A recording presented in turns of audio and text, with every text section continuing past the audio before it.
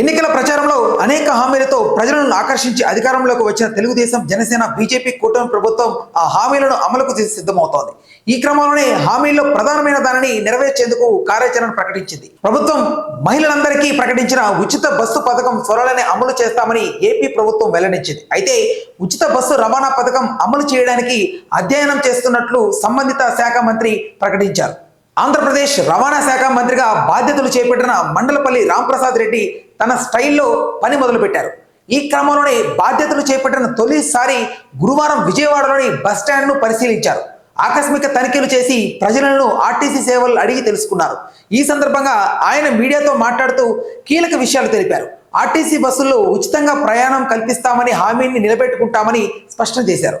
ఈ పథకం అమలుపై అధికారులు కసరత్తు చేస్తున్నట్టు తెలిపారు. ఉచిత బస్సు ప్రయాణం పథకం అమలుపై అధ్యయనం చేసేందుకు 15 రోజుల్లో ఒక కమిటీ ఏర్పాటు చేస్తామని వెల్లడించారు.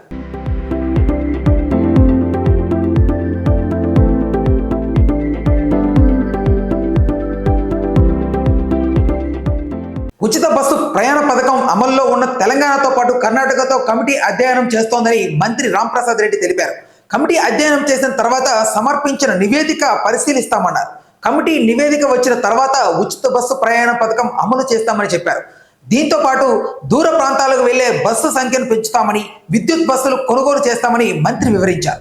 అయితే దీని అమలు ఎలా ఉంటుందంటే, పొరుగు రాష్ట్రాలు తెలంగాణ, కర్ణాటకలో ఉన్న ఉచిత బస్సు ప్రయాణం అమల్లో కొన్ని సమస్యలు ఉత్పన్నమయ్యాయి. తెలంగాణలో అయితే కేవలం ఎక్స్ప్రెస్, పల్లె వెలుగు బస్సులకు మాత్రమే పరిమితం చేయడమే కాకుండా ఈ పథకం అమలుతో ఆటో డ్రైవర్లు ఆత్మహత్యకు పాల్పడిన విషయం తెలుస్తోంది.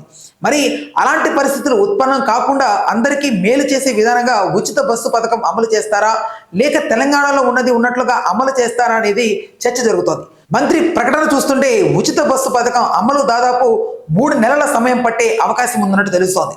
ఉచిత బస్సు పథకం అనేది ఆంధ్ర రాష్ట్రానికి మంచి చేస్తుందో లేదు సేమ్ తెలంగాణ లాగే చాలా లోటుపాట్లకు గురవుతుందో మీ అభిప్రాయాన్ని తప్పనిసరిగా కామెంట్ సెక్షన్లో తెలియజేయండి. చూస్తున్నటువంటి మరిన్ని వీడియోస్ కోసం మన ఛానల్ తెలుగు రాజ్యం, నేను Meera. Please do subscribe to Telugu Rajyam channel. Please do subscribe to Telugu Rajyam channel. Please do subscribe to Telugu Rajyam channel. Hi అండి, నేను మీ ఆర్పీని, నెల్లూరు పెద్దారెడ్డి చేపల పులుసు ఓనర్ని. మీరు తెలుగు రాజ్యం అనే ఈ యూట్యూబ్ ఛానల్ సబ్స్క్రైబ్ చేసుకుని మంచి మంచి వీడియోలతో వస్తారు. Thank you so much.